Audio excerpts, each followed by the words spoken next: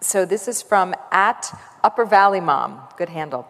Would love to know what skills or experiences Indra would suggest as essential for future leaders. Oh, great question.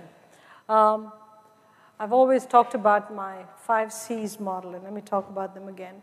The first is competency. I think anybody who wants to be a future leader should have a hip pocket skill that everybody looks at and says, XYZ is the go-to person for that skill.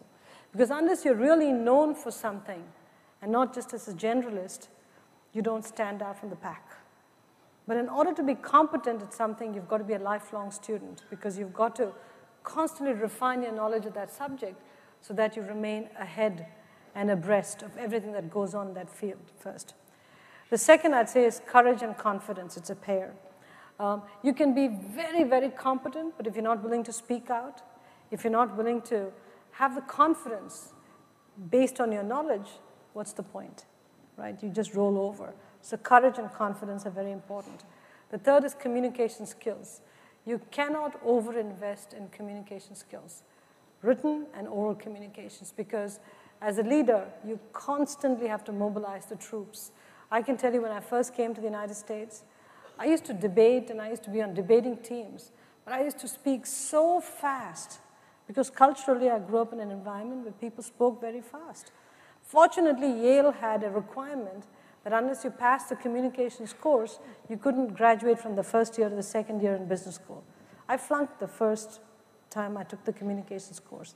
So over summer, I took it again, which was the best thing that happened because I learned to sync my brain with my output from my mouth, and so I started to slow down what I was saying. Huge difference.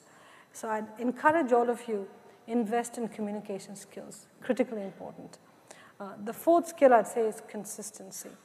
It's important that leaders are consistent. You can change your mind, but change your mind against a consistent framework, because if you're not consistent, people are always second guessing what you're doing. So be consistent. And the last skill is your compass.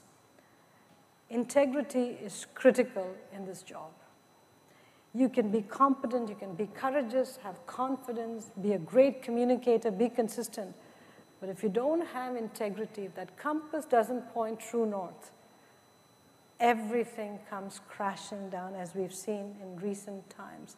So again, it's the 5C model, and that's what I've operated against for all my life.